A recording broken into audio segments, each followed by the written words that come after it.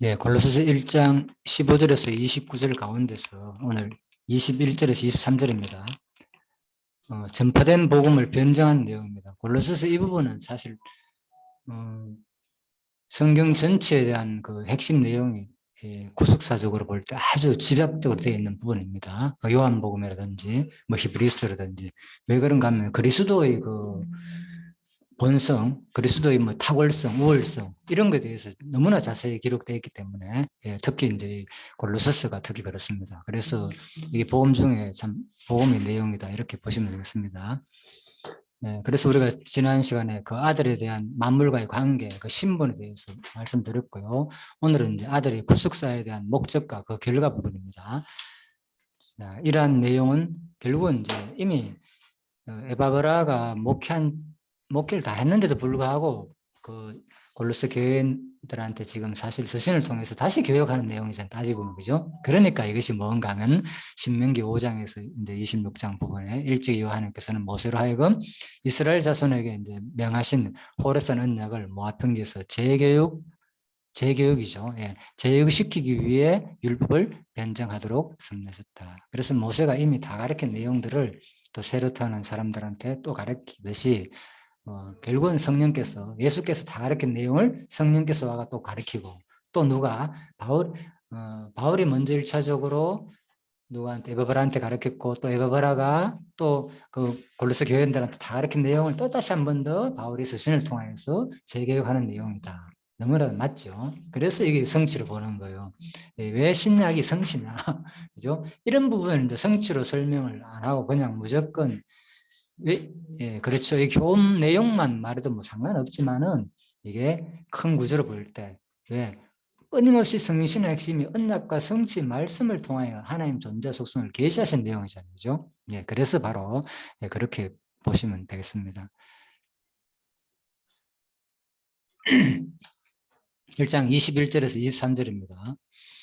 자, 아들의 구속 사역에 대한 요 앞에 본문을 한번 보십시오. 그러면 쉽게 이게 구조가 딱 보일 겁니다. 무슨 내용인지. 아들의 구속 사역에 대한 목적과 그 결과에 대해서 변증함. 자, 21절에서 23절입니다. 전에 악한 행실로 멀리 떠나 마음으로 원수가 되었던 너희를. 일단 원수가 나오죠. 그 다음에 이제는, 자, 예가 두 개 난다. 전에, 이번에는 이제는 그의 육체의 죽음으로 말미암아 화목케 하사 거룩하고 흠없고 책망할 것이 없는 자로 그 앞에 세우고자 하셨으니 만일 너희가 믿음에 거하고 터위에 굳게 서서 너희 들은 바 복음의 소망에서 흔들리지 아니하면 그리하리라. 이 복음은 천하 만민에게 전파된 바요 나 바울은 이 복음의 일꾼이 되었노라. 자, 이 내용에 대해서 분석을 하면요 크게 두 가지죠, 그죠? 두 가지. 앞부분은 구속사에 대한 목적, 그 다음에 그 구속사에 대한 그 결과, 자 결과를 변증하는, 자 말하는 내용이죠. 그래서 구속사에 대한 목적 부분이 몇 절까지겠습니까? 지금 상황을 봐가지고는 22절까지, 그죠? 21절, 22절. 제가 일부러 쉽게 구분하기 위해서 노란 거하고 이렇게 파란 거하고 구분해놨잖아요, 그죠? 앞부분은 구속사에 대한 목적이고 뒷부분은 그 결과다 이렇게 보시면 됩니다. 그래서 구속사에 대한 목적이 첫 번째 상태는 전에 악한 행실로 멀리 떠나 마음으로 원수가 되었던 거예요. 그러니까 이것을 영적으로 죽었다고 표현할 수도 있고, 그죠? 원수가 되었다. 그런데 이제는 뭐 중생인 그죠? 이제는 그랬을 때는 오늘 배웠잖아요. 중생한 상태. 이제는 그의 육체의 죽음으로 말미암아 화목케 하사, 그죠? 목적이 뭐라고요? 구속사된 목적, 그죠? 그의 육체의 죽음으로, 또 근거도 그냥 되는 게 아니고 이런 과정을 통해서 된다는 거죠. 예수 그리스도의 죽으심으로 말미암아 가지고 우리를 화목했다는 거. 그리고 또 화목만 하는 게 아니고 또 거룩하고 흠없고 책망할 것이 없는 자로 그 앞에 세우고자 하셨습니다. 그러니까 이건 완료형이 아니잖아요. 그죠? 앞부분은 뭡니까? 화목했으니까 완료형이 되는 거고 뒷부분은 하고자 세우고자 하셨으니 좀 미래형이잖아요. 그죠? 그렇게. 그래서 거룩하고 흠없고 책망할 것이 없는 자로 그 앞에 세우고자 하셨으니.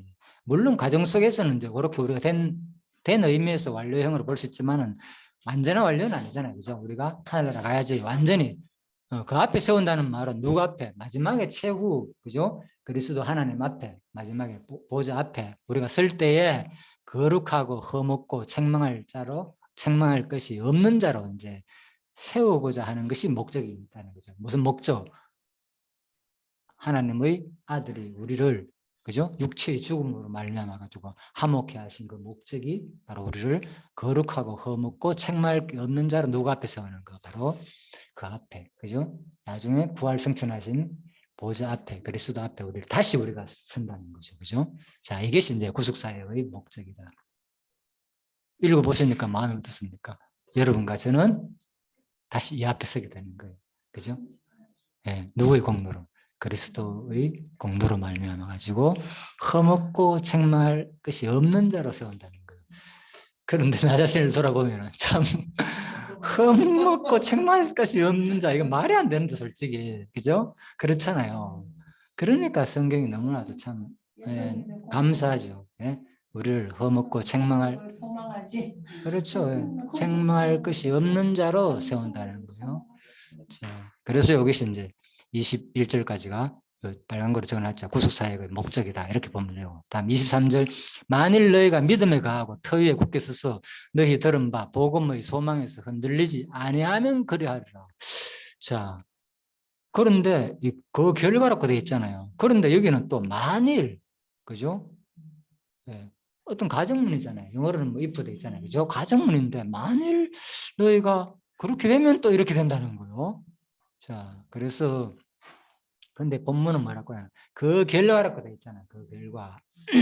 사실 가능성문으로 돼 있지만은 자, 이 부분을 자세히 좀 해석해 보겠습니다. 어쨌든 간에 자, 이것은 구속사역의 결과로 보면 됩니다. 하나님께서 우리를 이렇게 구속했으니까 우리가 믿음에 가하고 터에 굳게 서가지고, 그죠? 복음의 소망에 이제 흔들리지 않게 된다는 거죠. 결과가.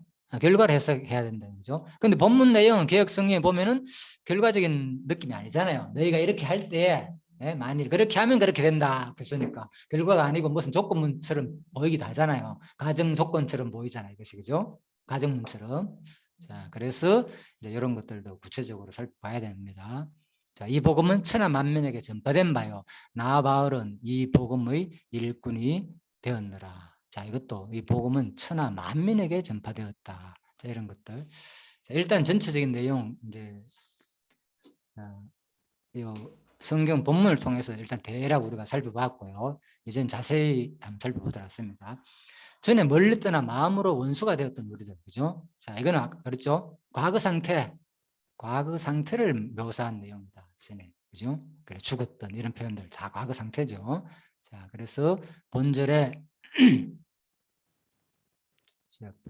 자, 본절에는 허감의 권세에 사로잡혀 종노릇했던 과거 상태를 묘사한 내용이 나오고 22절에는 그리스도의 구속을 통해 하나님과 화목하게 된 현재 상태를 말한다. 아까 그랬죠? 요거 전에, 이거는 과거 상태. 그죠? 22절은 이제는 그랬으니까 현재 상태. 그죠? 전에는 멀리 떠났었고 원수가 되었고 하나님과. 예수 믿기 전에 우리가 하나님과 원수 됐다는 건 전혀 생각 안 하잖아요, 보통. 그죠? 얼마나 하나님과 원수가 되었는데도 일반 사람들은 모르죠. 지금 그들이 얼마나 하나님께서, 그죠? 그렇게 대하는지를. 근데 우리는 이제 그리스도 화목게 되었다. 그 현재 상태를 말하는 거고, 전에와 이제라는 두 단어를 사용하여 대조하는 거죠. 그죠? 항상. 이렇게 비교하는 것이 많습니다. 성경에. 그리고 이제 멀리 떠났다. 그죠? 멀리 떠났다는 표현 있잖아요. 자, 이것은 뭔가 하면 하나님으로부터 소외된 상태를 묘사하는 단어다. 아까 그랬죠. 갈빈에 대해서 아까 제가 말씀드렸죠. 그죠? 영이 뭐 죽었다 이런 것들, 이런 표현이, 그죠? 하나님으로부터 멀리 떠나가 소외된 상태를 묘사하는 단어다. 그죠? 실질적으로 뭐 이 영 자체가 뭐 죽었다 살았다 그런 개념이, 왜? 영불멸설을 보통 일반 주장하거든요. 그죠? 영이 어떻게 사느냐. 그죠?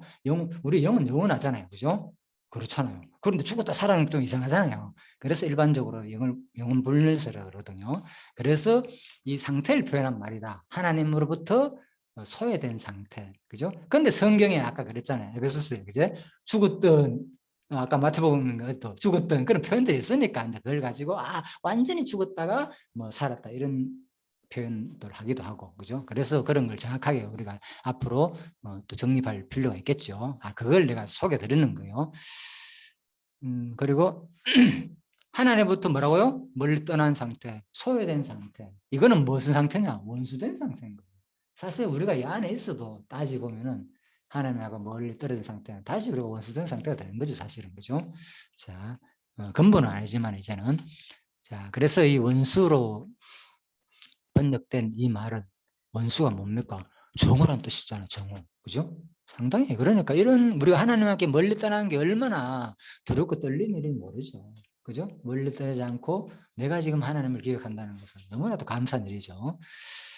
그리고 인간은 악한 행위로 인해 하나님부터 소외되어 그와 교제할 수 없는 상태에 놓이게 되었고, 마음으로 하나님을 대적함으로 인해 원수의 자리에 있게 되었던 것이다. 한편 여기서 우리라는 말을 쓰지 않고 너희라는 말을 쓴 것을 볼 때 골로새 성도들 거의 모두가 이방인들로서 그리스도를 믿기 전에, 그리스도는 물론 이방인은 하나님조차 몰랐던 자들이었던 것으로 추정할 수 있다. 그죠? 자, 그래서 우리라는 말을 쓰지 않고 너희라는 말을 쓴 것을 볼 때 골로새 성도들 거의 모두가 이방인들로서 그리스도를 믿기 전에 그리스도는 물론 유대인의 하나님조차 몰랐던 자들이다. 자, 이렇게 볼 수 있습니다. 원수라 그랬으니까. 그죠?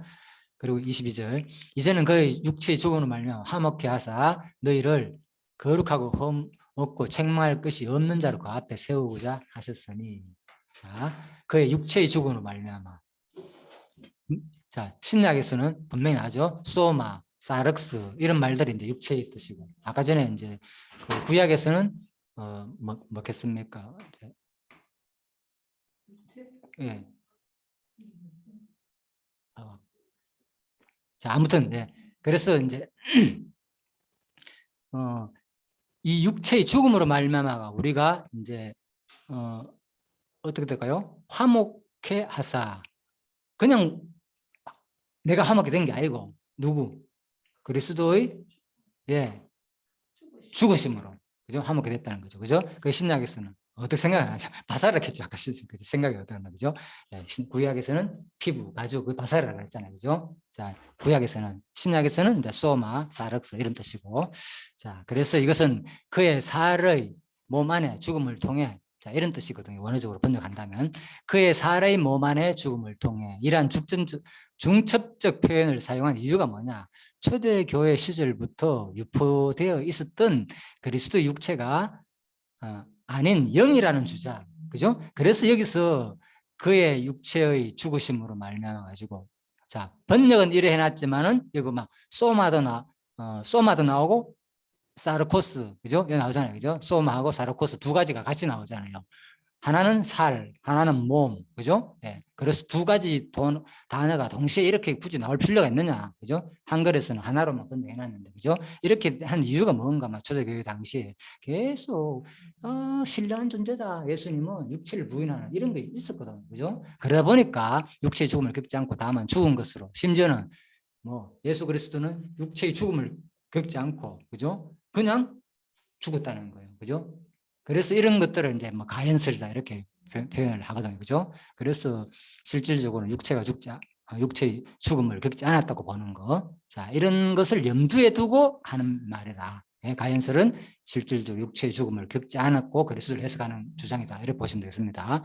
그래서 예수가 바로 육체의 고난을 당했다는 사실을 말하기 위해 가지고, 그죠? 성경도 분명 증언하고 있잖아요. 고난 당했다고. 내가 목마르다. 예수님 스스로. 그리고 예수님 분명히 육체를 입고 오셨다니까요. 그죠? 그리고 부활했을 때도 뭡니까? 반드시 육체를 입고 부활했다니까요. 지금 이 육체가 아니고 신령한 육체잖아요. 어떤 육체? 벽을 통과할 수 있는, 그죠? 먹어도, 그죠? 어떻게 됐는지, 화장실을 갔는지 안 가는지 모르잖아요. 그죠? 우리가. 그죠? 그런 초월한 상태의 육체를, 신령한 몸을 입는다는 거죠. 장차 누구도, 우리도 입는다는 거예요. 예. 그래서 육체와 영이 분리되는 사고가 아니라니까요. 성경에서 말하는 것은. 그죠? 항상, 그죠? 인간을 만들고 거기다 뭘 만들었습니까? 흙으로 사람 만들고 생기를 불어넣었잖아요. 그 자체가 인간이라는 거는 것이지, 이거는 영이고 영은 영원한 존재이고 육체는 영원한 존재가 아니다, 이런 개념이 아니고요. 처음부터 하나님은, 그죠? 두 가지를 다 뭡니까? 피조물이라니까. 우리 영 자체가 영원불멸한 존재가 아니고 처음부터, 그죠? 하나님 만드신 피조라니까. 같은 영이라도 하나님 뭡니까? 온전하고 완전한, 그죠? 창조주로서 영원한 영이고, 우리는 그를 힘입어 창조된 피조의 영이다니까. 이것도 구분해야 돼요. 그죠? 영적인 거. 이런 게 그렇죠. 그래서, 자, 내가 목마르다. 분명히 예수님께서 육체의 고난을 당했다는 표현이 분명히 나오죠. 예, 그래서 또 돌아가실 때 물과 피가 나왔고, 그죠? 이런 것들이. 그래서 700년 전 이사야 선지자가 이미 육체적인 표현을 다 예언했거든요. 예수가 육체를 입고 오신다는 거. 그리고 육체를 부인하는 것은 이제 이단이 되는 거죠.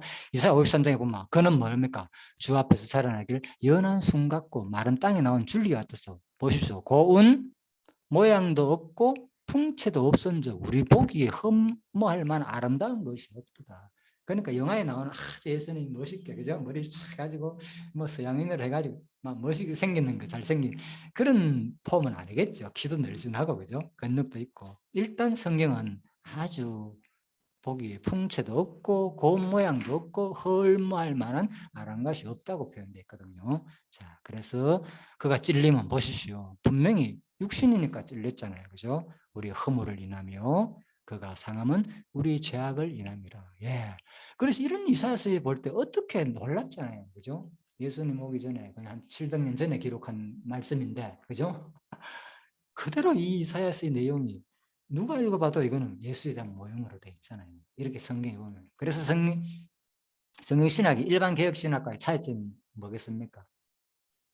차이점 중에 하나가, 지금 제가 이 구절을 말할 때 차이점 중에 하나가, 예, 언약과 성취하고 맞아 연관된 내용이에요. 성경신학과 일반 개혁신학의 차이. 금방 말씀드렸죠. 이건 일반적으로 누구나 누구에 대한 모형으로. 그렇죠. 그리스도의 모형으로. 그런데 성신학은 어떤 특별한 구절이나 이런 문구만, 그죠? 그리스도의 모형을 보는 게 아니고 뭐 구약 전체가 다 누구에 대한 모형이다. 그리스도의 모형으로 보는 거. 그래서 우리가 이제 이렇게 지금 본다는 것은 이런 것은 잘 없어요, 사실은. 특별히, 그죠? 그러니까 이걸 또 그렇게 보는 것은 비난하기를 뭐 그건 너무나 풍륜적이다, 알레고리적이다, 그죠? 이렇게 해석할 수 있는 거죠. 막 갖다 연결한 다 예수라고 막 연결하니까, 그죠? 그래서 우리가 어떻게 보느냐? 단어 하나, 글자 하나가 다 예수라는 얘기가 아니고, 그죠? 문맥이나, 그죠? 전체 내용이나 이런 것을 바탕으로 해가지고, 심지어는 구약에는 어떤 내용도 있습니까? 마귀의 말도 있고, 뭐 사탄의 말도 있고, 그런 것도 있잖아요. 시험할 때, 그죠? 악한 사람 말도 있고, 그죠? 그럼 그게 다 예수의 모형이냐? 안 되잖아요. 그죠? 그러니까 그 내용을 잘 연결해가 전체적으로 성경은 내게 대한 증거다 그랬잖아요. 예수님. 그죠? 십편가 모세일과 선지자의 글이 나를 가리키기로 한 것이다. 이렇게 크게 보면서 또 구체적인 거 세부되는 사항까지도 그리스도로 보고 이렇게 이제 모형론을 우리가 해나가고 있는 거죠. 자, 1장 22절. 거룩하고 험없고 책망할 것이 없는 자로 세우고자 하였다. 그죠? 자, 그래서 그를 독생자를 피 흘려 죽게 한 목적이 뭐냐? 바로 목적이죠. 목적. 그죠? 어떻게? 거룩하고 험없고 책망할 것이 없는 자로. 자, 이런 것들은 이제 하나님과 성도들이 당신과의 화목만을 원하는 것이 아니다. 자, 아까 전에 화목하게 했다 그랬잖아요. 그죠? 그 다음 뭐라고요? 화목만을 원하는 것이 아니라 그 다음에는 화목된 성도들은 그 다음에 영적 성숙을 통해 가지고 점점 뭐 하는 단계냐, 이게 바로 성화되어 가는 단계를 말하는 거죠. 거룩하고 책망할 것이 없고 흠없는 자로 세우고자 합니다. 자, 그래서 어떠한 부끄러움도 없는 완전한 존재로 서기를 원하신다, 하나님은. 자, 그래서 먼저 첫 번째 거룩하다는 뜻은 뭐냐? 하나님께서 바쳐지는 거룩한 산재물을 뜻하는 거예요. 그래서 거룩하다 이런 표현을 썼을 때, 내가 그냥 내가 깨끗해지겠습니까? 이 거룩이라는 용어가 이제 결국은 하나님께 바치신 제물을 뜻하기 때문에, 그죠? 자, 우리가 결국은 지금 우리는 어떤 제물로서 거룩한 삶을 살고 있습니까? 그러면 신약에 의한다면, 로마서 12장에 의한다면 삶의 제사, 그죠? 우리도 거룩하고 흠없는 제물로 드려지고 있는 거예요. 그래서 로마서에서 너희들은 사실 뭐 알고 보면 너희를 위해 사는 자도 없고 너희를 위해 죽는 자도 없다 그랬잖아요. 그죠? 오직 우리의 삶은 사실 하나님의 거룩한 산 제물로서 드리는 거죠. 그죠? 내가 어떨 때는 육신의 속에 살기도 하고 성령 속에 살기도 하는 거지만, 그죠? 근본적으로는 자, 하나님이 그 과정을 통해서 계속 하나님께 드려지는 우리는 제물로서의 삶이다. 이렇게 보시면 되겠습니다. 자, 그래서 흠없다는 말은 1점의 티도 없이 깨끗한 상태를 뜻한다. 그래서 사실 우리가 하늘나라에 간다는 것은 왜 구약에 보면 있잖아요. 허먹고 티 없는 거 순수한 그런 양을 택하가 들으라 그러잖아요. 하나님한테. 그게 다 모형이라니까. 1차적으로 누구? 그리스도가 그죠? 허먹고 티 없이 들어질 것의 모형이고 그 다음에서는 우리 신약교회 우리 성도가 그죠? 하나님 앞에 거룩하고 험하게 드릴 것을 이미 구약의 제사적인 그런 모습 속에서 다 가르쳐 줬다니까요. 그래서 우리가 그런 상태로 점점 나아가게 되는 거죠. 그렇다고 가지고 이 땅에 살면서 완전히 그렇게 변화되는 거 아니고, 그죠? 하나님께서 그렇게 인정해 준다니까, 그냥. 나중에 뭐로? 세마포를 입혀가지고, 그죠? 그냥. 그렇죠. 예, 세마포를 입어가지고 예수님 볼 때는, 오, 깨끗하네. 이래 되는 거예요, 사실은. 그죠? 이 과정 속에서는 우리가, 그죠? 거룩하고, 흠없고, 책망을 섬다를 세운다 하니까 얼마나 어렵습니까? 진짜. 그러면 이래 해야 되겠네. 이래 되잖아. 이거, 우리가. 그죠? 하나 앞에 서려면은 우리는 결코 그래 될 수 없습니다. 그래서 그렇지 결국은 예수님께서 우리를 그 앞에서 그렇게 세우는 거예요. 빠지는 거죠. 뭐 하얀 세마포를 입혀가지고 하나님 보시기에는 그래 넌 죄 없다. 나중에 이렇게 이 자리로 오느라 그죠? 이리 가는 저쪽 자리로 가지 말고 그죠? 엄부의 자리로 가지 말고 이렇게 옮겨주시는 거죠. 너무나 감사한 거죠. 이런 것들이. 자, 그래서 책망할 것이 없는 자, 뭐 이런 것들은 그 뜻은 어떤 일에 대해 결점이나 비난, 문책 같은 것을 받을 것이 없는 상태로서 특히 비난받을 만한 죄가 없는 상태를 말한다. 그죠? 네. 사실 있지만은 바로 그리스도 때문에 결국은 우리가 이렇게 이 자로 인정되는 거죠. 이 자로. 그거예요, 바로. 그래서 이 단어는 바로 흠없고라는 단어보다 사실은 몇 배나 강한 단어로서 단순히 흠이 없는 데서 그치지 않고 책망할 것이 없는 온전한 재물을 말한다. 그죠? 그래서 이 단어를 사용해요. 장로가 집사가 이러한 상태에 이르러야 한다고 말하고 있잖아요. 그러니까 이 내용을 그대로 해석하면은 진짜 흠없고 책망 없는 자가 돼야 된다고 할 때는 뭐 세상에 뭐 장로나 집사라고 할 것 없이 여기 직분 가진 자들 100% 이런 사람이 어디 있습니까? 세상에 흠없고. 네. 야고보서 한다면 그죠?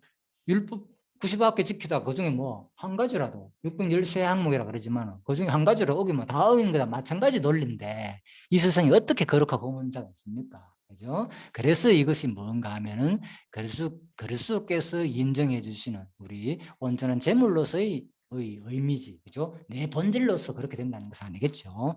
자, 그래서 모든 그리스도인들의 마지막 심판 때 이러한 상태가 될 것이라고 말한다. 변화된 상태. 바로 뭐 그리스도께서 바로 세마포로 옷을 입혀주니까 마지막에 그 상태가 우리가 되는 거죠. 그래가지고 하늘나라 보좌에 하나님 앞에 우리가 설 수 있다 그 말입니다.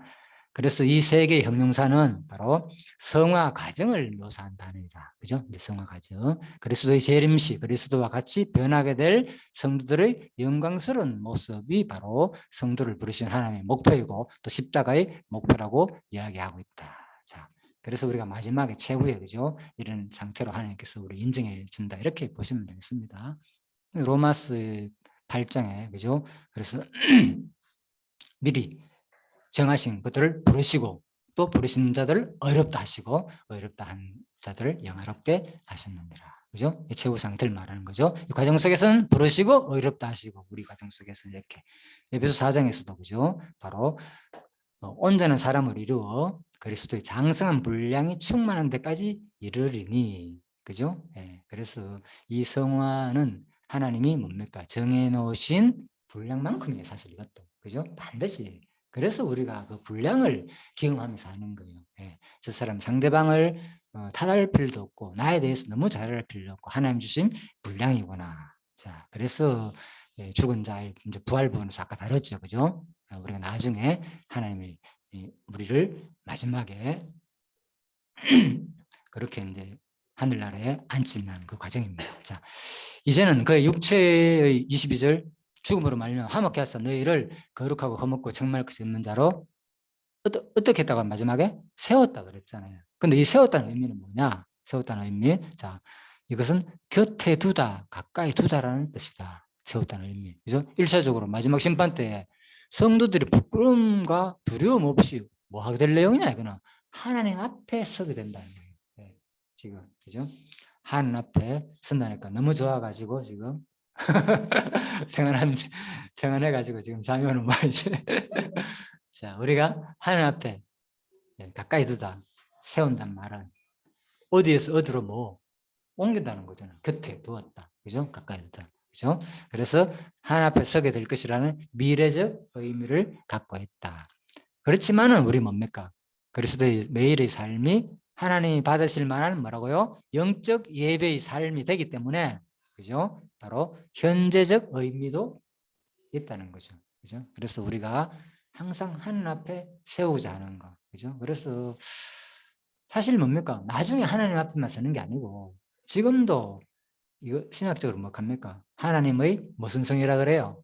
편재성이라 그러잖아요. 그죠? 세상 모든 만물에 다 계신다. 그죠? 항상 우리는 하나님 앞에 세운다. 하나님 앞에 섰다. 항상 옆에 계신다. 이렇게 생각하는 게 맞겠죠. 그죠? 하나님 안 계신 곳이 어디 있습니까? 솔직히. 그죠? 이 우주 만물에 다 그런 느낌으로 우리가 살면 되겠죠. 예. 13절. 골로새 1장 13절에 보면은 이제 그래서 똑같은 단어가 나오죠. 그죠? 예. 사랑의 아들의 나라를 우리는 뭐라고요? 옮겼다는 거. 그죠? 하나님 앞에 세우는 거, 옮기는 거. 예, 같은 개념이 분명되죠. 그래서 그때 다루었죠. 노예 신분에서 자유 신분으로 옮겨가는 거. 이 죄악의 상태에서 마지막 하나님 앞에 세우는 거. 자, 이런 것들도 결국 오늘 지금 말하는 거 22절에 1장 22절에 말하는 하나님 앞에 세우고자 하는 것들도 어디에 다 있습니까? 이게 이미 구약에 다 예언되어 있죠. 모형으로 보여줬죠. 출애굽기 12장에 보면은 그 같은 날에 여호와께서 이스라엘 자손을 그 군대대로 애굽 땅에서 인도하여 내셨더라. 애굽 땅에서 어디로 옮겼습니까? 가나안 땅으로. 예. 구약기 모형이라 그랬잖아요. 다 그리스도에 대한 모형.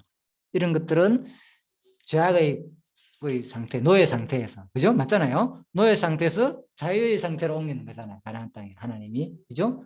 예.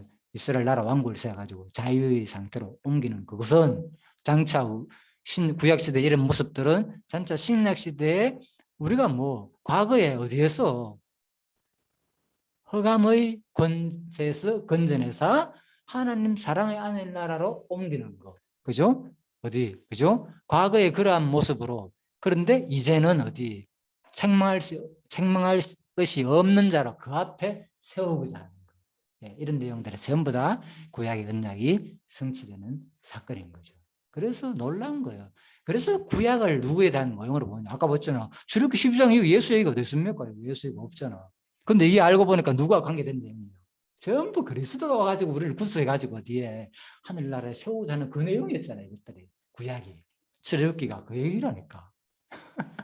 뭐 가나안 땅, 뭐 10가지 재앙을 통해 가지고 그죠? 뭐 얼마나 재밌습니까, 그죠? 뭐 홍해가 갈라지면서 뭐 근데 알고 보면 그 의미는 이게 신학적 해석이죠. 이 의미는 야, 그리스도가 그 죄악의 나라에서 하나님의 그 능력을 통해 가지고 바로 자기가 원하는 백성으로 삼기 위해서 옮기는 과정이었구나 알고 보니까 이게 전부 누구의 내용이냐? 장차 우리를 구속하시고 우리를 하늘나라로 옮기실 그리스도를 모형으로 보여주는 사건이구나. 성경이 분명하죠. 그래서 참, 자, 오늘 이제 빨리 하고 마치도록 하겠습니다. 시간도 많이 남았네요. 그죠? 만일 너희가 믿음에 가하고 터 위에 굳게 서서 너희 들은 바 복음 소망에서 흔들리지 아니하면 그래하라. 이 복음은 천하 만민에게 전파되어 나 바울은 이 복음의 일꾼이 되었노라. 그래서 이거는 이제 가정문이 아니라 요한께서 영원한 때 작정하신 구속사역에 계획된 목적이 사실화된 것을 나타내는 확정문이다. 그죠? 가정문이 아니라 이렇게 구속사적인 확정문이다. 자, 이렇게 보고 있고요. 그리고 또 원어적으로 볼 때도 사실 그래요. 만일은 말이 그죠? 만일 뭐 하면 근데 요 밑에 보면 JS라고 적혀 있잖아요. 그죠? 이게 뭔가 하면 저희가 접속사를 표현하는 앞 단어고 그죠? S가 종속 접속사를 말하는 건데 그리고 결국은 JS라는 것은 종속 접속사를 말한단 말이야. 그러니까 만이라는 것이 어떤 가정문에 의해 가지고 너희가 이렇게 하면은 이렇게 된다. 예? 그런 것이 아니고 뭐 하나님께서 22절 예, 한목해서 그 앞에 책망을 거룩하고 허무없고 책망하는 자로 세웠단 말이에요. 그죠? 세우고 난 다음에 이제는 세웠기 때문에 종속이잖아, 종속. 그죠? 세웠기 때문에 너희들은 뭐 믿음의 토유에 굳게 서서 믿음에 거하라. 그 말입니다. 그렇게 이해해야 되는 거예요. 정석 접속사로. 예. 예. 원어로도 봐도, 그죠? 정석 접속사로 이해하면 된다. 예. 아니면 이게 뭐 가정이나 무슨 조건문처럼 보이잖아요. 그죠? 우리가 이렇게 해야만이 이렇게 옮겨간다. 그죠? 예, 그래서 제가 이제 구체적으로 강론집에 있는 말을 좀 근거를 좀 자세히 들어가 설명했습니다. 그리고 그래서 다른 번역을 한번 볼까요? 그럼 더 쉽게 이해돼요. 공론 번역에 보면 그죠? 자, 물론 여러분들은 튼튼한 믿음의 기초에 기초 위에 서서 굳건히 서서 여러분들이 이미 받아들인 복음의 희망을 저버리지 않고 신앙생활을 계속해야 합니다. 보십시오. 이거는 물론 여러분들은 튼튼한 믿음 기초 위에 서가지고 굳건히 서가지고 여러분들이 이미 받아들인 복음의 희망을 저버리지 말아야 된다. 근데 골로새 1장 공동 번역에서는 물론으로 해석해 놨어요. 그죠? 요 험정령 보면은 또 만일 너희가 믿음 안에 거하여 틀을 가지고 정착해서 너희가 들은 복음의 소망에 떠나지 아니하면 그리하리라. 자, 세 번째 볼까요? 전에 여러분은 악한 일로 하나님을 멀리 떠나 있었고 마음에서 원수가 되었는데 그러나 지금은 아까 했죠? 23절에 보면 그러므로 벌써 세 번째 그러므로 했잖아. 그러므로 여러분은 믿음에 튼튼히 틀을 잡아서 굳건히 서 있어야 하고 여러분들이 들은 복음의 소망에서 떠나지 말아야 합니다. 잘 번역됐죠. 그죠? 예, 그러니까 어떤 조건이나 가정이나 그런 것이 아니고 그죠? 이렇게 됐기 때문에 그러므로 종속 접속사 그죠? 그러므로 여러분들은 믿음의 터에 굳건히 서서 그래서 굳은 믿음의 생활을 강조하는 부분이 있잖아요. 골로새서의 주제가 그죠? 그러므로 뭐 했기 때문에 그러므로는 뭘 끌고 옵니까? 전에 이랬는데 지금은 이렇게 거룩하고 허물는 자로 옮겼기 때문에 굳은 믿음에 서라 그 말입니다. 여러분들이 굳은 믿음에 서라 바로 우리들 보고 하라는 것이 아니고 종석 섭수사절로 골로새 핵심 구절이잖아요. 그죠? 그래서 하나님이 우리를 굳은 믿음에 서게 한다. 전제는 전에는 멀리 떠났지만은 그러나 지금은 하나님이 우리를 거룩하고 없는 자로 세웠기 때문에 세우려고 했기 때문에 그죠? 여러분들은 그 과정 속에서 그죠? 튼튼히 굳건한 턴을 잡아 믿음에 굳게 서 있으라 그런 말입니다. 또 소망에서 떠나지 말고 그죠?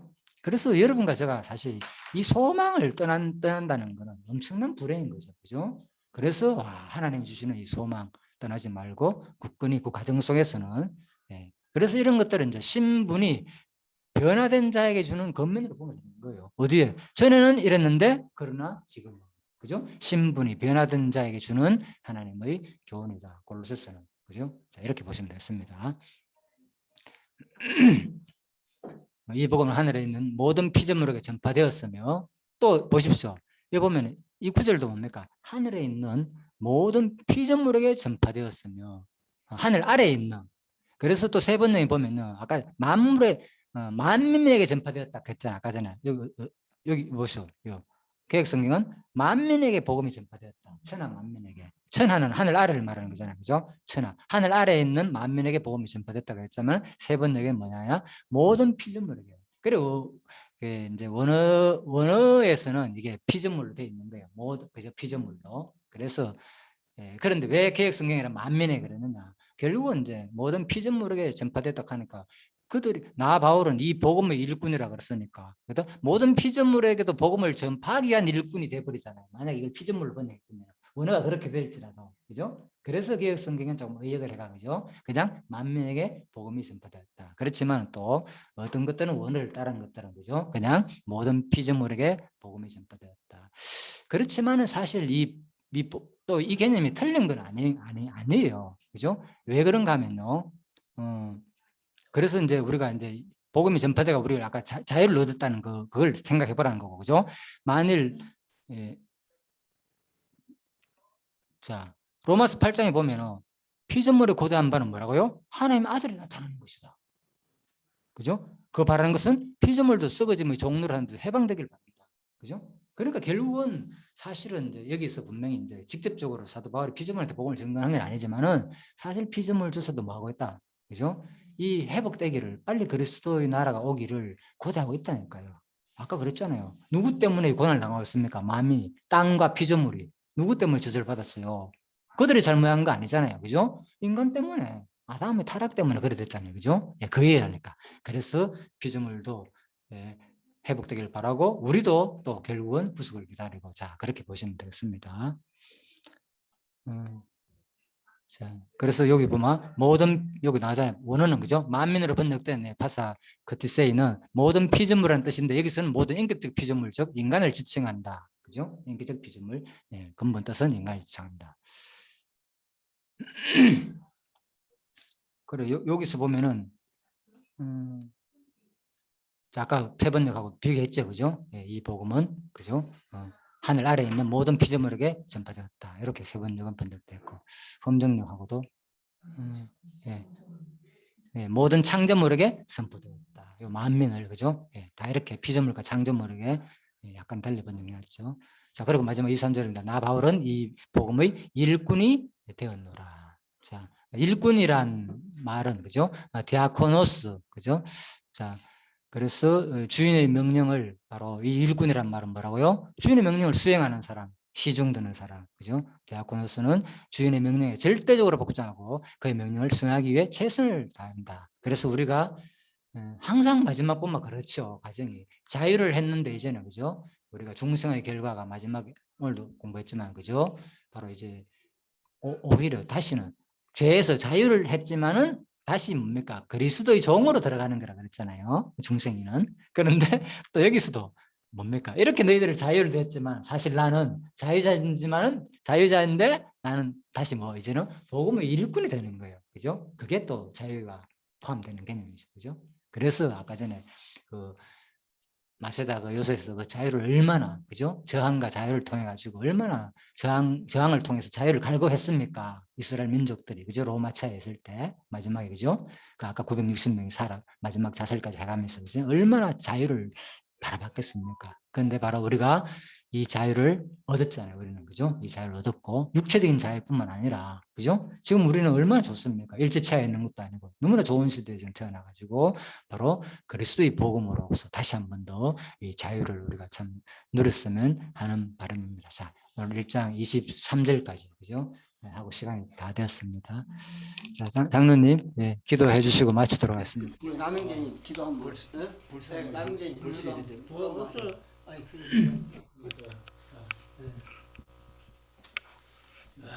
주님 감사합니다. 오늘 또 이렇게 여러 곳에서 코로나로 인해서 어려운 시기지만은 그래도 이렇게 화면을 통해서 서로가 주신 말씀 속에 교통하며 육신적으로 멀어진 상태에 있지만은 서로가 말씀을 나눌 수 있는 시간들을 저들에게 주시고 환경을 주심을 감사드립니다. 오늘도 온종일 주님 안에 살기를 원하며 또한 주신 말씀 속에 우리들이 이 땅에 살아가는데 부족함이 없이 적용시켜가는 믿음들이 있고 아버지께서 어느 곳에 있든지 저들을 지켜보고 있다는 믿음의 상태가 날로 날로 우리 마음에 자리 잡아 주시기를 원합니다. 또한 온종일 주님 안에 살아서 또한 다음 주일까지 주님께서 지켜주실 줄 믿고 어느 장소 어떤 곳에 있든지라도 주의 이름 안에 살아가며 주의 이름을 부르는 삶이 있기를 간절히 원하면서 예수님 이름으로 기도드립니다. 아멘. 예, 좋은 교제 시간 되시고요. 예.